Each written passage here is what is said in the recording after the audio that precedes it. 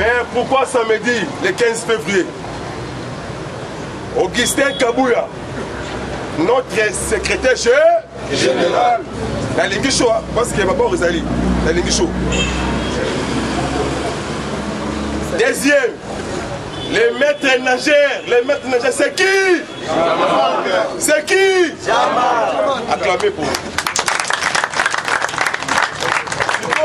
Le 15 février, ils allaient 38e anniversaire. Yaïde,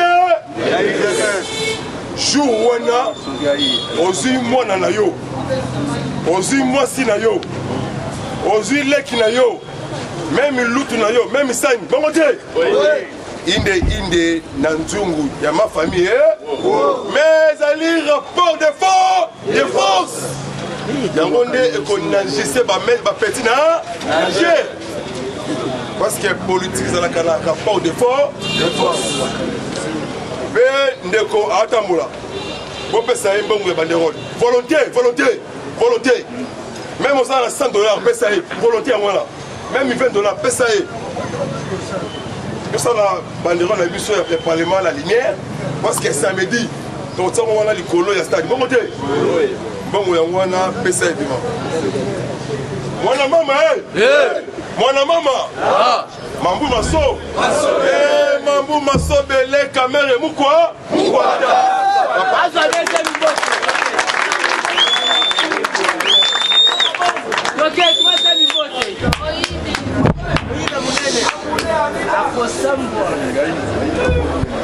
donc, si vous dérangez, vous kiffez ça. Mwana mama ah, le leçon moi. Mwana mama Mwana mama Mambu maso kamere mukwa laisse partir au travail. Les seuls chefs de l'État africain, les chefs diplomates, c'est parti, mais Lobina Tongo.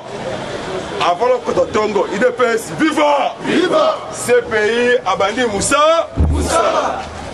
Lobby à niveau international, na Soudan du Nord. Mais c'est appelé Al-Fatal Mohamed Bourra. Au conseil de transition dans Soudan du Nord. Il est viva. Il faut accepter Atinda El Béchir. Dans ce pays. D'ailleurs, on a signé Joseph Kanambe, moi sous Abiba. Exacté. Lobina Tongo, Mokonzi Mbuka. C'est Fatih Lobi a bengi Luaka Ningi c'est dans le caméra Wande Nyamoule Même si Binois, ok, Fatih c'est un homme de sagesse de l'Afrique Papa, oh continue, yo kocha Etienne Wamulumba, super héros national. Merci. Abaki Yango Kamere Azali opposition. Ce qui a commis opposant. Naroïb Sabino, peuple congolais. Mais Kamere est destiné pour détruire peuple congolais. Mais Fatih Abaloli Kamere Moutou.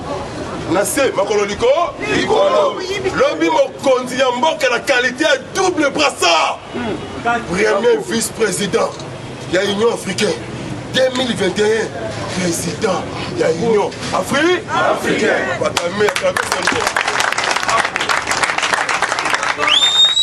Lobi Pachimeto, Abengi Kamere la Tonga Lobi na Oya. À partir d'aujourd'hui, suspension, il y a 3 mois. Premier point, interdisant conseil des ministres. Kouna Oya, vendredi. Moyazala. Deuxième, rapport il y a signature. Na ministre des Finances, na Kamere. Abou, pas de sortie, même voyage. Nangaï Konzamboka. Namaya, mais affaire il y a 57 millions. Dollars américains affaires sociales. Bon, et Boungi. IDPS, vivant. Soutenons, chef de l'État. Tous derrière. Vous connaissez moi? Parce que notre président s'appelle Fatih Fatih la sagesse. Fatih Kembonayawe. Alléluia. Amen. Oh Seigneur.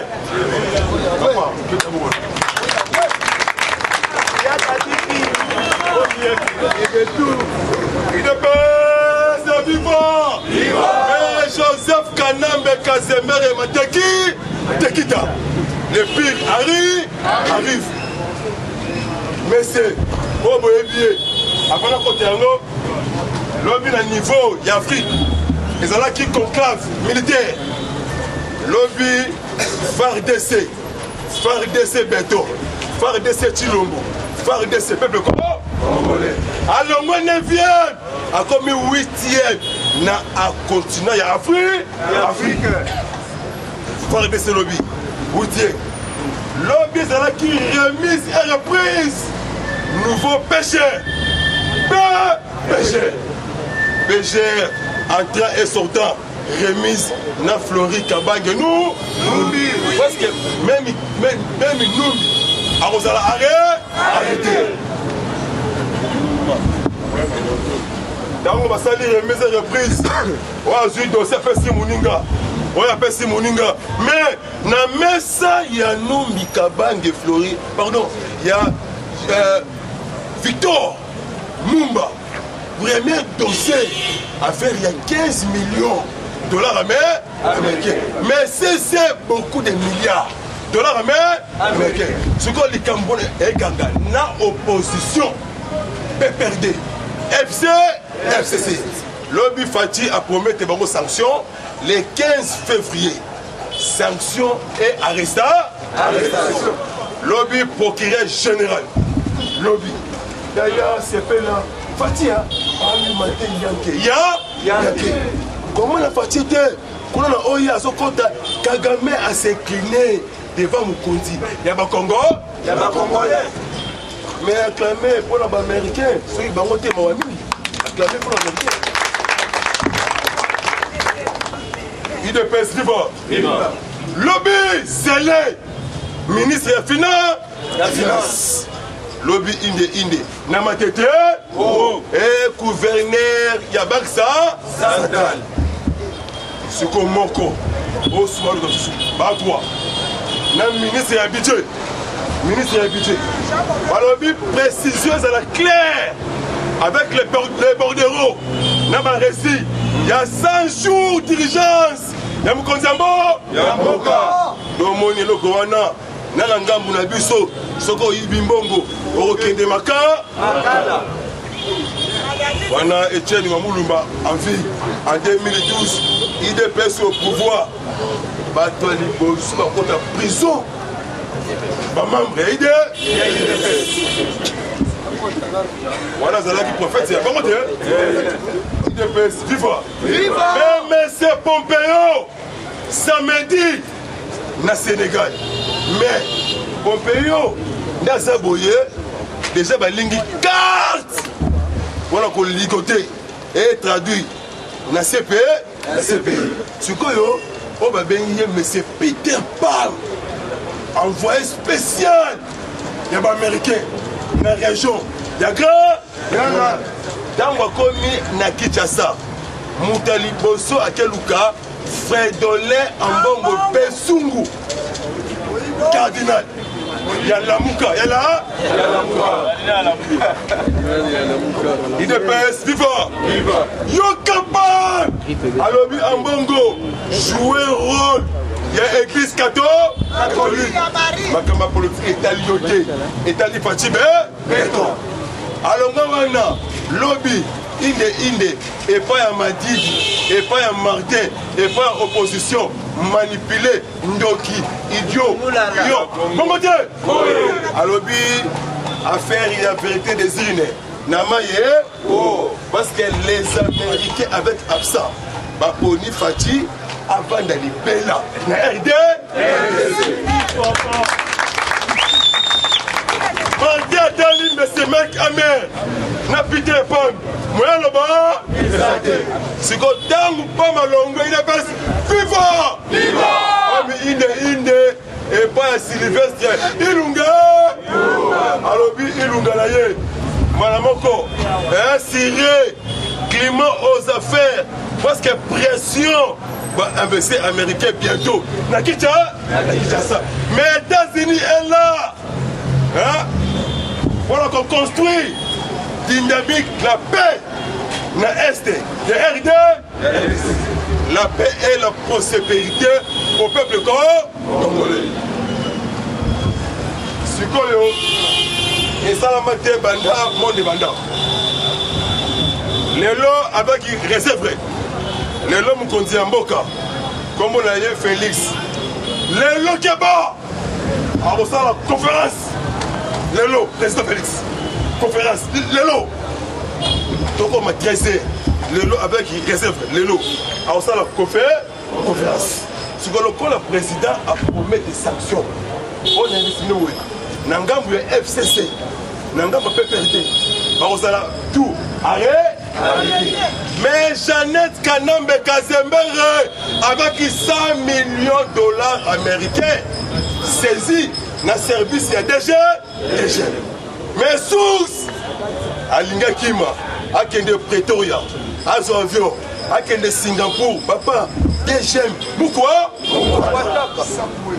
Yaya Fatia Yamabe Yaya Nemsa Kibino Fatia Azala ki otambola mutu na se awasa la calcul ndengeni ako débloner bango systématique IDPS viva lobby na États-Unis bauti ko révéler lobby malobe aniki alay oyo ayebisaki Kanambe en 2017 parce que monsieur on tuait plus de 15 millions peuple congolais. On déki iranium. On s'est les guerres froides. La carte Yamon. Même ici on est qui Hitler. Adolphe. Bon côté. C'est qu'aux États-Unis, Gonga Eko. Là je suis au Kimba. On s'arrête. Arrêtez. Le mot lobby na casse lobby. Ensuite Kabila na barata. Amen. Américain. Lobby, chemise à blé. Bon côté. Chemise à blé, tu sais, papa. Rien seulement, IDPS, viva. Les Américains. Lobby, monsieur Peter Pan. IDPS, viva. Lobby Peter Pan. Avec 350 millions de dollars américains. Bon appareil. Merci, les amis.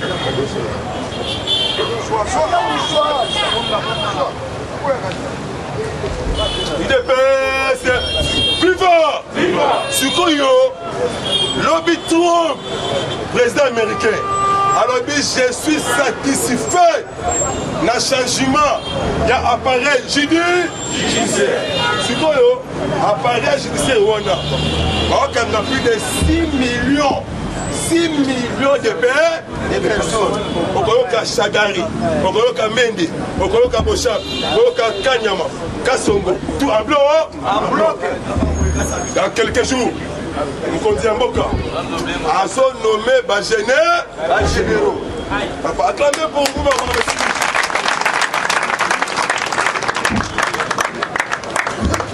à son nommé Bagénéraux. Oh, bah, qu'on remplacer.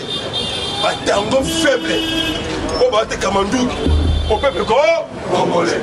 C'est quand Pompeo le 18 au 19 février a joué avion Arabie Saoudite. Parce que révélation, Joseph Kanambe Kazembere a tourné un stade, un immeuble, un mbongo, un marché minene, un hôtel en Arabie Saoudite. Tala Moutou, avec 186 entreprises privées dans le monde. Azali de monde. Viva! C'est quoi affaire Yakamere? Affaire Yakamere, on a vu ce que vous voyez. Et Kokanga, même ici, Nemi Moula, affaire à 15 millions. Affaire Albert Yuma. Donc, c'est Moula, l'autre m'a révélé. Pourquoi Indien bayaki awa na RDC mais copie ya Kanambe créer ma whisky voilà comment moralement peuple congolais le monde François Lodi bientôt les Indiens les Chinois les Libanais les Libanais RDC les Cambia dollars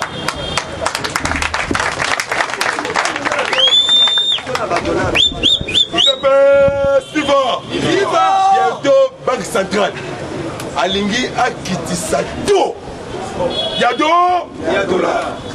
bobanga te mututu akolie kitoko parce que mutu abebi simboka oyo ezali Kanambe parce que Fachi alie kotelmisa peuple congolais donc moni Kagame pourquoi Kagame aleli parce que décida bozomona bamilitaire belge allemagne américain ya Arabie Unis pourquoi voilà pour soutenir le peuple congolais. Mais l'objet est phare de ces bétons a libéré 15 otages. Nabutembo, l'objet phare de ces. Azuna 167 ngombe. Pour Baïbaki, Naba rebelle Ougandais. Mais quand Moussingaï, parce qu'on y a sous pression, il y a ma mère. L'objet Nations Unies a aussi sanctionné l'objet. Rebelle Ouana. Comme on a eu Moussa Seka Baloukou, source, camarade de Kanambe.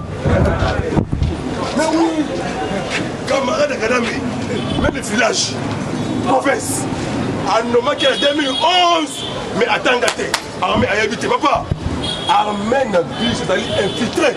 Yamaka, n'a sengi le peuple congolais. Botika, au film de la chef de l'État. Parce que Fatigue désigné mission prophétique pour sauver l'intérêt général.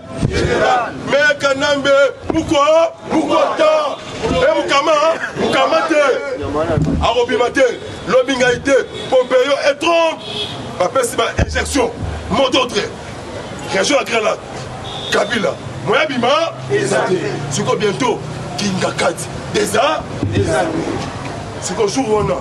Moi la chambre, ça la pembeni, aux Lyon. Bon matin, bonsoir. Nambolo.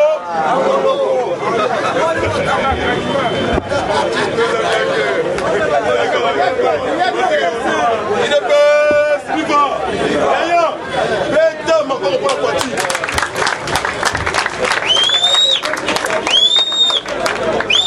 Il est best, viva. Sikoyo. Dozala. Opposition Yakindoki dans vous déloger je l'aime. Est-ce que vous qui Martin Alobi vous qui Gombopembe Alobi vous qui Katumbi Alobi mais le chef de l'État garant commandant suprême c'est Fatima Yaya Nakati ya je l'aime bakutina même kuwa bamitu yaba eske siko ekozala boni na Kingaka parce que kuna il y a beaucoup de cash là comment que yo sénateur au petit pouvoir Ozwa Manduki dans quel état merci c'est autre c'est quoi Fatima papa na moni Fatima na kamwe waouh on moni Ngambe on moni maîtrise politique on moni sagesse non Etienne Abotaki Josué mardi il y a RD parce que là il y a une révélation dans le conseil de l'Union européenne comme on a Charles Michel Yoka alors RDC basu président Yamaka alors même un roi pour le peuple africain on a bien un roi David Fati Béton samedi voilà ceux qui ne savent pas vendredi et ça la matin banda monde banda mais c'est Mike Amer Mike Nzambe nanga Nzita Nzambe merci au PCBiso Motama Longwa comme on a eu Fati Béton papa un homme de sagesse avec Big Rouge parce que le 15 février na mardi Big Rouge Nalibo Ramé Makelele Ramé Point président dissout à ça deuxième bon Kanga Kamer tiens il a pris prison Moto Alinga Mosa Moninga awasala makambo bien te nakati yango loba nome ngai mwasi affaire ne afali etali ngai wana kosukisa bas 2023 2023 2040 2060 bon 3000 ans 4000 ans 5000 ans 6000 ans 8000 ans Dimukolo Jésus na brand na Nzambe azonga toujours IDPS au pouvoir c'est ton président Souka Gaïmia n'a pas prêté serment l'aéroport Yanti bon côté on a reçu qui c'est IDPS viva Fati a invité vendredi conseil des ministres monsieur Peter Pan conseil des ministres Aboua numéro Langaï 097 plus 243 97 360 merci à ma diaspora pour suivre la biso pour le gouvernement encore il a fait la force parce que parti vraiment vraiment Zambia bateli vraiment la Congo merci d'avoir tout na Kivu Bolingo Goma Lubumbashi merci na Roger Luma mon le chef de l'État à Paris et Bemba de Paris sur Paris de Panama à Paris la sanité Boris pour le développement merci vraiment vous allez bien malgré la maladie vraiment bon parce que fatigué pour sauver l'intérêt la Sénégal congolais la Goma Nord Butembo Beni est-ce que tu travailles Kabila même si je suis abîmé parce que la destinée pour sauver le corps.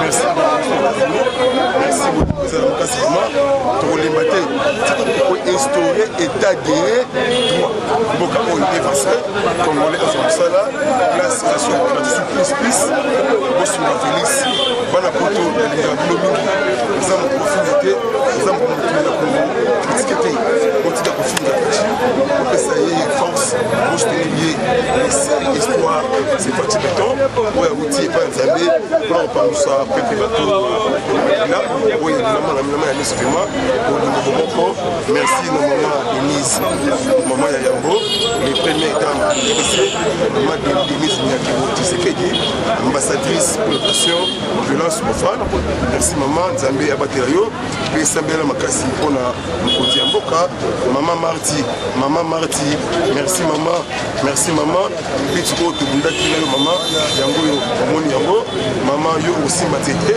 omona mani pacifique oyo ya peuple congolais peuple a bénéficié Sambela Makasi on a Fati Béton merci na bandeko ya Fati merci entourage ya Fati na sengi na ba conseiller tout na ba ministre oyo qui fonctionne bien ngo le 15 février sans sanction tous arrêté ngai moko miyaki osali mabe na pesa ka base moto de bakangi bino tout pays prison parce que IDPS abundaki 38 ans quoi à s'enregistrer peuple à se récupérer babingi ngo le peuple d'abord dans la lobby PGN lobby commission ministre de finance zoba a commission sur lobby nani o zoba portefeuille lobby zoba parce que Sylvestre Ilunga Ilukamba Rosala arrêté il faut sanctionner les deux ministres portefeuille la finance le col aux allées Kabila Keba yango biki rouge bandi musa osala tala yuma obimate le biki Kabila comité lengano ala ta chemise rouge mabe ala ta blé mabe parce que ya naye azala ka leki na été ndiko naye hein abuta même au berkay comme on a Jeannette Katupora ana comme on yango na Anne Katupora comme on est yango na uta na ngobola la minute oyo moto moko te affilié ba journaliste sur filer au côté de l'esprit Etienne Finayo et Rabunga parce que ndeko ba mission pour laver peuple misu merci na Baïgo courage vraiment bon comme Bongo l'union fait la force l'union fait la force la zone de vraiment on est toujours une mission prophétique de mon la fatigue pour sauver intérêt général on a reçu on a yangai mon numéro nangai plus 243 97 360 50 et 14 sur WhatsApp même 4 heures même 3 heures attends mon puya XCB nangai l'hospital. Eshima, votre magazine qui bat au rythme de l'actualité. Une réponse à vos besoins en information, un éclairage dans divers domaines. Impartial, documenté, instructif. Eshima au cœur de l'info. Retrouvez la nouvelle édition. Exclusivité, Sakumbi Molendo, le réformiste qui vient stopper l'hémorragie, suspension des fonctionnaires peu intègre, numérisation des titres fonciers et climat de confiance avec les collaborateurs, le nouveau gestionnaire des terres congolaises fixe les nouvelles règles de jeu. Focus, Lambert Mindi, Omalanga, le souverainisme comme un dogme. Redressement délaissé, Tomaluaka Losenjola, l'homme de la situation. Dossier Eshima, fini les vacances, vive les rentrées. De la politique au judiciaire, en passant par les scolaires, les derniers trimestres de l'année 2019 en RDC est décoiffant. Économie, BCC, un cadre des rétrocommissions et détournements à passer au peine fin.